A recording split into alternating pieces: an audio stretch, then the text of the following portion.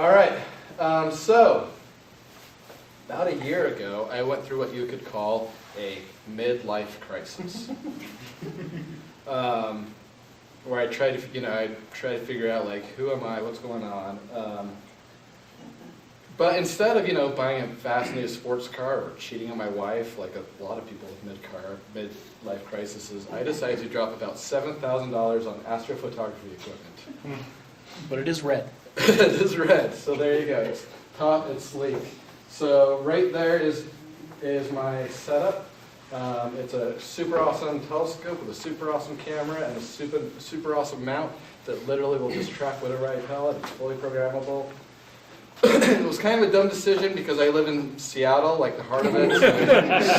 So, not only am I finding this big, massive city light dome, it's also cloudy about 90% of the days. So why I decided to drop $7,000 on this hobby, I don't know. My wife doesn't know.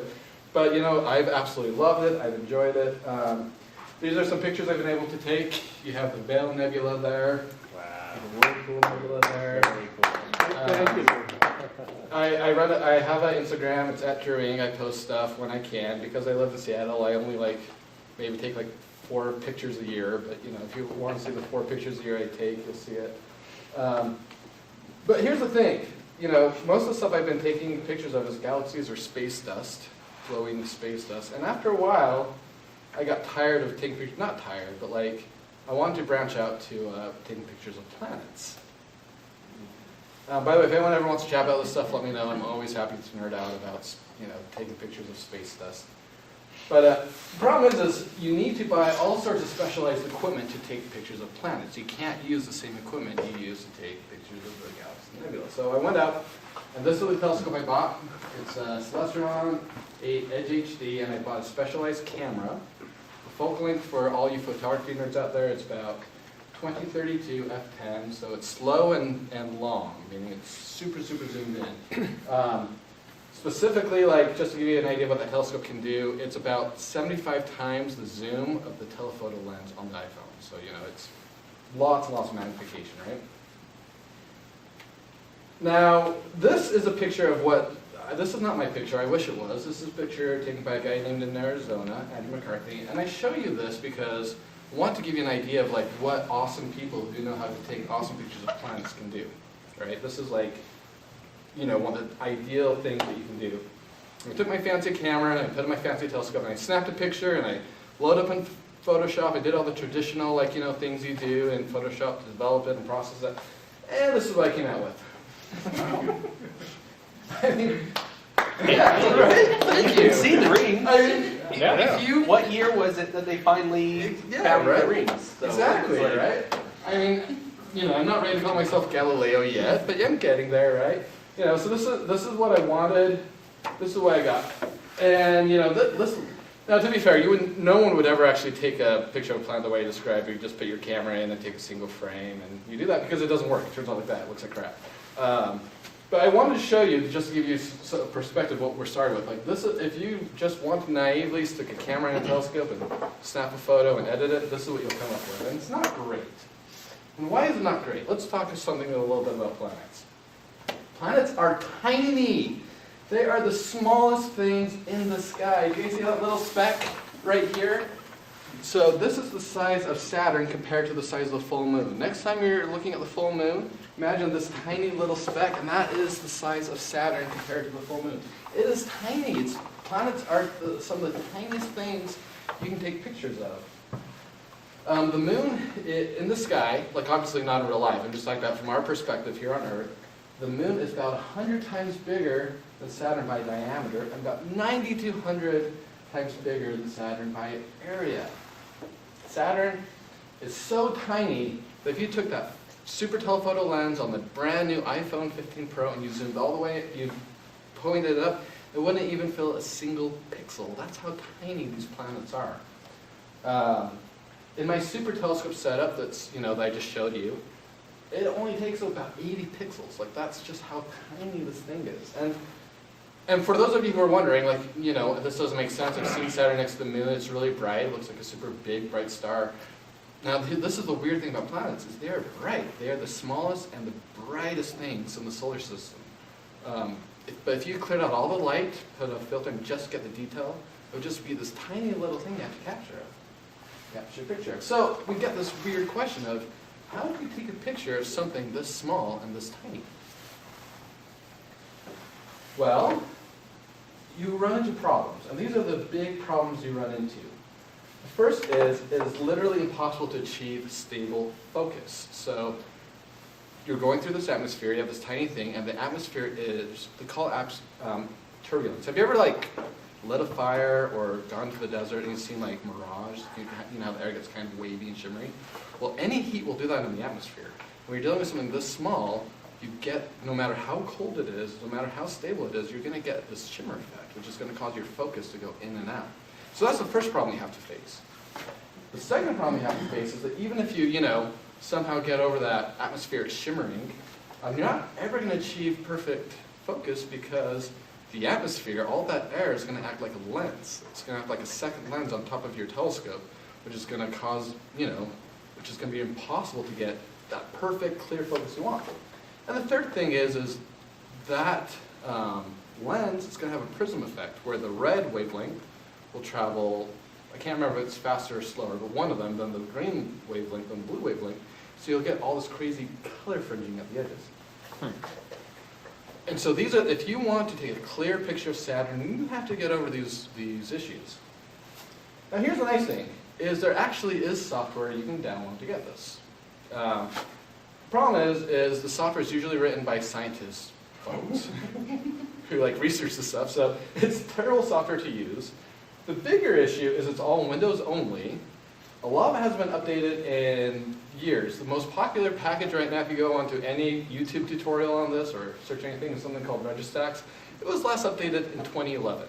Literally, the most popular software to do this hasn't been updated in 13 years. There is newer stuff with newer algorithms, but at the end of the day, it all runs in Windows. And not only does it run in Windows, it doesn't play well with things like Wine or Windows emulation or even virtual machines. I struggle to get this stuff going. Literally, if you are a Mac guy and you're running Apple Silicon hardware, which breaks all the Windows emulation stuff, then you cannot do any planetary processing on your Mac. And the advice that you get is, it's so funny.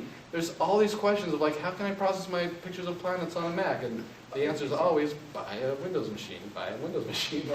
There just isn't a good way to do this. And I learned that the hard way. But here's the thing. I work for Apple. I'm a software engineer, kind of. I pretend to be. Why not just write my own thing?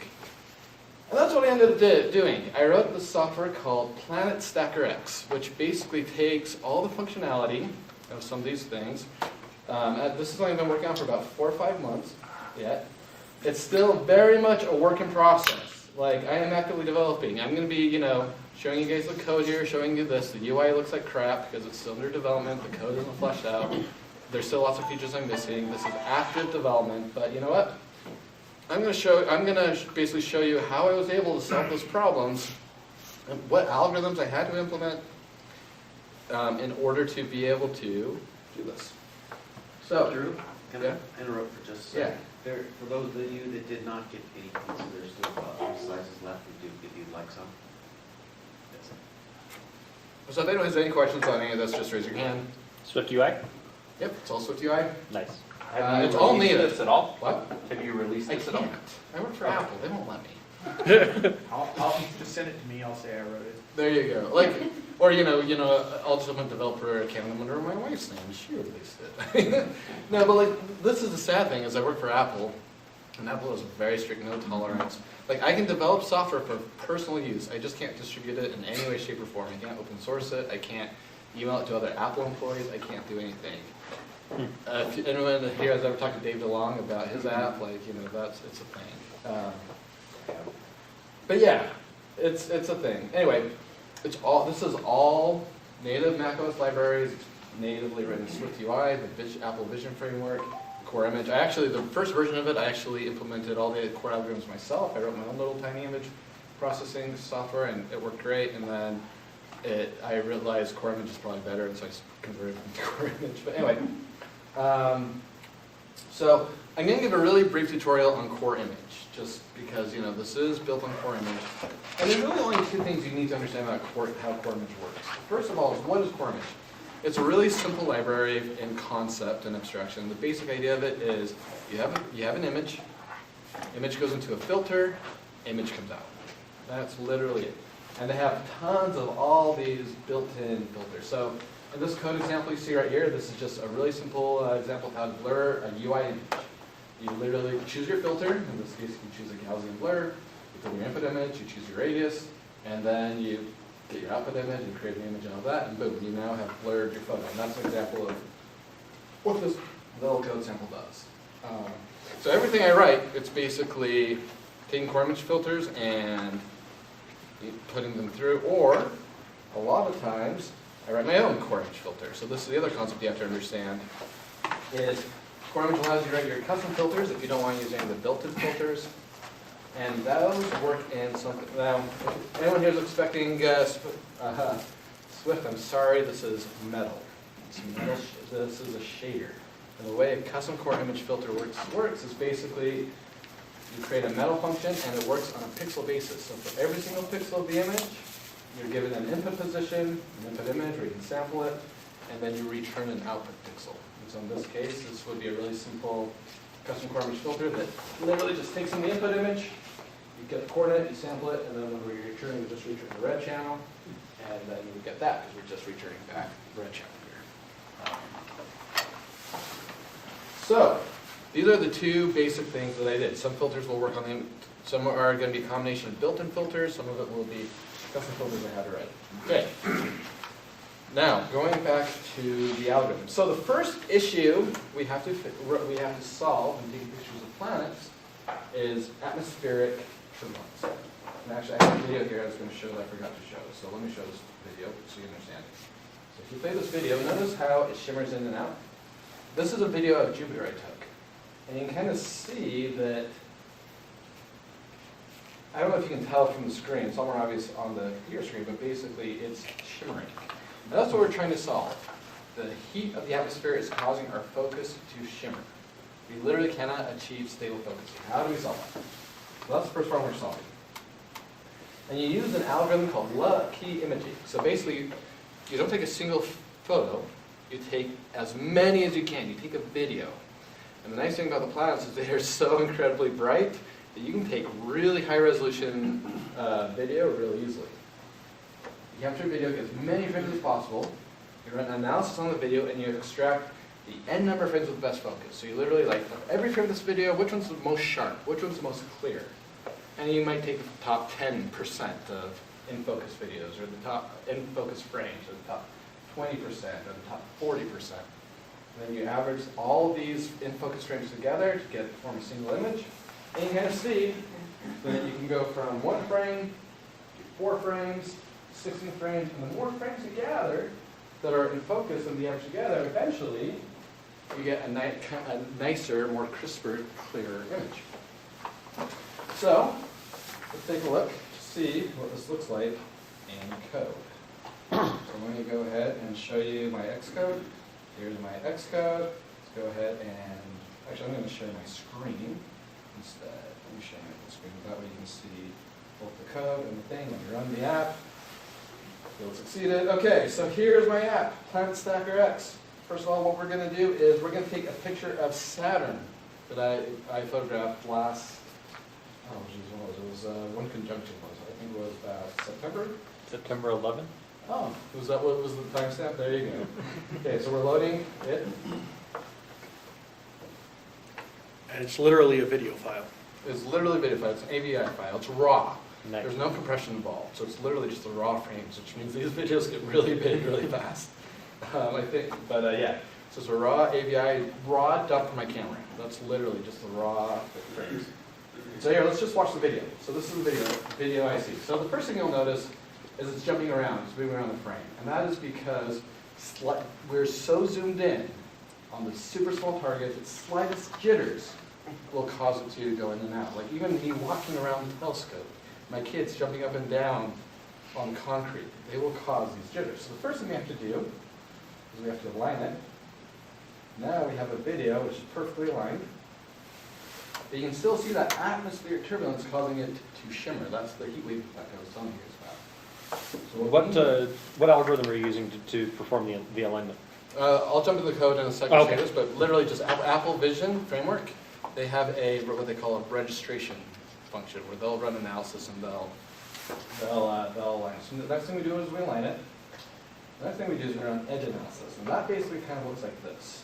So these are the edges that it detects. And what we do is the more edges we detect, the sharper the focus. The less images we detect, the less clear the focus is. And you'll notice right here that we have this nice little thing called frame order, and I move that to sharpness. This then organizes the frames by how many edges they have, how few edges they have. So you can see like at the beginning of the video, nice and focused because it's sharp, but at the end of the video the focus goes out because we don't have too many edges. So then we have to choose a point where how many of these focus frames have we got? And here's the thing: is there's no stopping point. There's no clear point where it's in focus and it's out of focus. It's going to be a gradual curve. So you just kind of choose. Just going to show you what this looks like with edge analysis. Few edges, lots of edges. Few edges, lots of edges. Out of focus, in focus. I'll probably just choose something around the middle, just because it's nice. So we then put in 50%. We'll put in 50% here. That's going to stack 50% of the frames. We'll hit the stack button. And now it's running that alignment. It's choosing just the top 50% of frames in focus, and it's averaging them all out together, and we will see what we get. Boom. A lot better, right? It's getting there. Not perfect, not amazing. There's still stuff we have to do here, but you know what? It's better. Okay, so let's jump into the code now. So the main code here, we have the stack function that I put under here. Stack. Sorry, it's in. Here's right. Yeah. So basically, first of all, actually, the first thing I'm going to show you is this. I'm going to show you a couple different things. First of all, I'm going to show you qualities. How do we figure out the quality of it? So first of all, we make grayscale. This is going to be a built-in CoreImage filter that just takes the image and makes it grayscale, right? That way we don't, the red channel, blue channel, none of that stuff is going to matter as much. We get the edges. Luckily, CoreImage has a built-in filter called Edge Finder, which it literally will just produce an edged image. We then run a threshold filter. This is another built-in CoreImage filter, which basically does a threshold. And what a threshold means is it makes it bicolor, only black and white. So you choose a threshold, like say 50%. Any color that's 50% gray or above, it makes white, and everything else it makes black. And that will just get really crisp, clear images. We calculate the average of the frame. This is another built-in CoreImage filter, which will just return a single value. What's the average of that frame? And then we assign a quality score. And that is how we determine what is the quality, what is the sharpness of that frame. So that's just a way for you to count the edges. Yes, yeah. So rather than doing an actual edge count, and you can do that, and I actually have a branch which does that. It's slow, and I didn't notice a huge difference in quality between just doing straight average versus an actual edge count. If I ever do actually release this thing, I'll probably run more analysis and try to determine. For the alignment part that I was showing you, this is basically what it looks like. Is first of all, we run that threshold on there, just because that just makes the algorithm, it's just easier for the algorithms. They don't have to deal with all that color and grayness and stuff like that. You just give it a nice, sharp, thresholded image. This is Apple Vision. You make an Apple Vision request. It has this object called, it's literally just these 3 lines of code. It has this thing called a registration request. You give it 2 images, you perform it, and then it will give you a translation of, how far do you translate image B to line up with image A, and you transform it. For the stacking, the averaging we do is, I ended up creating really simple custom CoreImage filters. So we have one called Add. This literally what it does, it takes in 2 images, an input image and a background image, and it just literally adds the RGB channels together and returns it. So and then I created one that's divide, that you just basically give it a number, and that just divides that. And our average stacking, literally what it does is I just literally keep adding image after image after image after image. Then when I'm ready to render, I run divide, and boom, we've averaged. And that will give us this image. Any questions about that before I go on to the next step of the algorithm? Is there not a built-in addition? There's a decomposition one, but the problem with it is it also includes the alpha channel, and that messes things up. So if you add a whole bunch of images together, and you're accumulating them into a single float per pixel, you end up losing some precision on those pixels. Yeah, I'm glad you brought that up because this was actually something I ran into. There's this concept of color spaces, and basically, how do you represent a pixel? Do you do a 0 through 1? Do you do 0 through 255? Do you do whatever? And basically, when I first ran this, I actually got this bug where I'd get these weird black specks, peppered throughout the image. And what ended up happening is I was using the default CoreImage color space, which didn't give me enough precision to add everything together. So I had to change my color space to one that gave me more precision. I can't talk. Precision. Because you accumulate first, and then you divide by the number of images. Yeah. Something maybe worth trying is accumulating like pairs of images and pairs of pairs. Yeah, I thought about doing it that way, where basically I did a rolling average.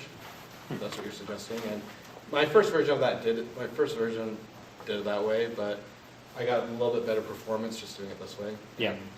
So Yeah, the straight average would certainly be faster to calculate. Yeah. As long as you can get away with doing the accumulation all on a fixed basis. Which color space are you using? Float 64.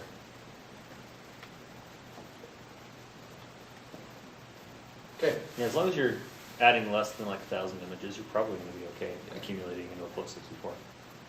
Huh. Okay. All right, let me go back to the presentation. Any other questions before I go into the next thing we got to solve? I think. You lost your screen share. Okay. I want to tell you a story about the Hubble. You guys probably know the story, but I love this story. It's my favorite story. So the Hubble, they spent how many billions on it? I don't know, a lot. It was this big, huge thing. It took all this political lobbying and all this effort to get launched to space. They launched it to space, and they pointed to M100 galaxy, and they expected this image on the right. But instead, they got this image on the left. It was a blurry mess. This big, huge project that they spent all this money, and all the libertarians came out and said, yeah, government can't do anything. And, it was a thing. And so the NASA scientists had to sit down, and they said, how can we correct these images from the Hubble? How can we get usable data out of here?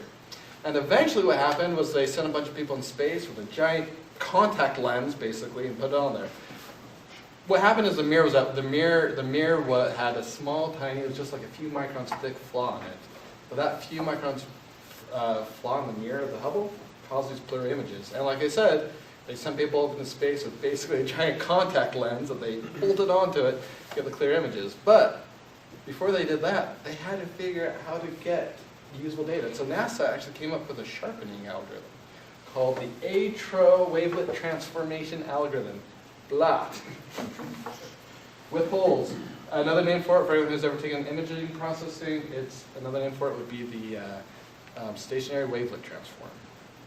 And this is how this works. I love this algorithm, by the way. This thing I think is so interesting and crazy. Basically, you take a smoothing function. For those of, there's lots of smoothing functions out there in signal analysis. You have things like B-splines, linear interpolation, blah, blah, blah. Forget all that. Let's just pretend, for an example, you just take averaging. You have a group of pixels, you average them together. That creates, for every single pixel, by the way, this is a 50 by 50 pixelated image of Jupiter that I prepared just to kind of get this one across. But here's how this works. Take your smoothing function, for the sake of argument, we'll do an average. At every pixel, you average the pixels around it. So this pixel color will become the average of all of its neighbors. Okay? And you do that for every single pixel, and that will smooth the image. But here's the trick. You then take that smooth image and you subtract from the original. And what you'll get is you'll get the details that got smoothed over. Which is really interesting, right? When you think of it, like, take the, like, literally blur the image a little bit or smooth it over. Subtract from the original, and you'll get the parts that were smoothed over. And then here's what they do. They do the same thing again, but this time instead of looking at the nearest neighbors, you increase the length by 1. So now the average of this pixel for the second layer is going to be these pixels around it. That's the average color. It's the average of all these. And then you do it again, and then you get another image with even a little bit more details, with different details. So the fine details, you get the medium details. And then you do it again. Do it again, and you do what? You do it by 1 pixel in between, 2 pixels, 4 pixels, 8 pixels. You do it for how many layers you get. And you'll get these detail layers, they call them, where they reveal the details of the surface.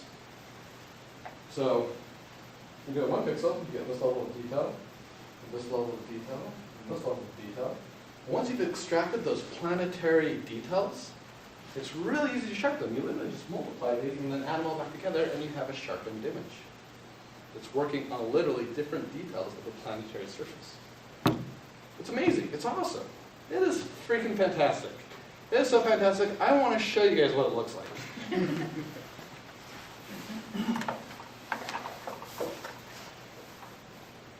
So let me do another share here.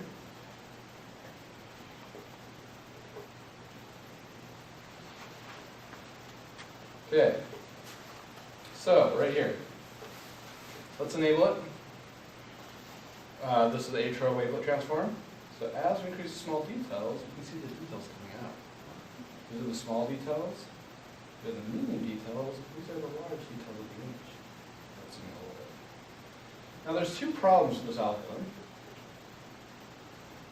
The first one is it really sharpens things up a lot. And just look at the difference there, right? Like just look at how much details you can get here. But there's 2 problems with this algorithm. The first one is it introduces noise. You cannot add information that's not there. You just can't. And the other thing too is it has this ringing effect. So we have to do 2 additional algorithms to get around that ringing. The first thing we do is we can call this, and that will just get rid of the rings nice and easy. And then we have to run the noise reduction algorithm on it. Get rid of all the speckles and all those dots. The common noise reduction algorithm is something called bilinear interpolation. It's basically a 3-dimensional. It's basically a 3-dimensional Gaussian blur, which looks at both how far apart on 1 dimension, looks at how far apart the pixel is. On the 2nd dimension, it looks at how close they are in color. And that way you can blur while still doing edges. That's not a built-in filter. I had to write that one as well. But you can kind of play with these, so you can get something which looks nice. You know, this is actually starting to look like Saturn, right? Not quite, not fully. Let's go ahead and do that, but we can just kind of play with these sliders. Might bring down the details.